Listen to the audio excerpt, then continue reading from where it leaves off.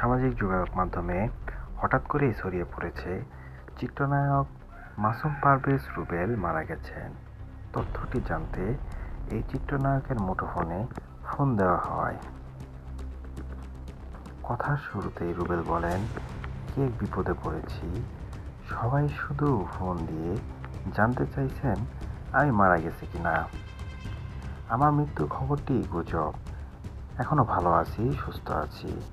জনপ্রিয় এই চিত্রনায়ক আরও জানান, গতকাল সঙ্গীতশিল্পী শাফিন আহমেদের মৃত্যুর খবর গণমাধ্যমে আসার পরপরই তার মৃত্যুর গুজব ছড়ানো হয়।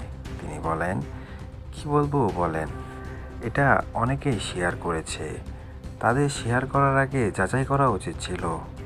যে কারণে এই 2 দিন ধরে একের পর এক ফোন পাচ্ছি।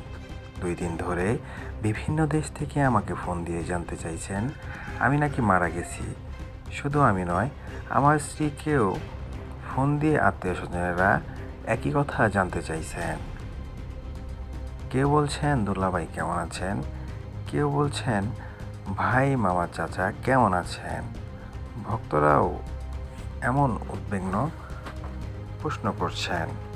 এখন সবাইকে বলতে হচ্ছে আমি জীবিত আছি, সুস্থ আছি।" বর্তমানে এই তারকা ঢাকার বাসাতেই রয়েছেন। দেশের বিভিন্ন পরিস্থিতিতে তেমন একটা বের হচ্ছেন না। তিনি বলেন, "এই ধরনের গুজব ছড়ানো কখনোই কাঙ্ক্ষিত নয়।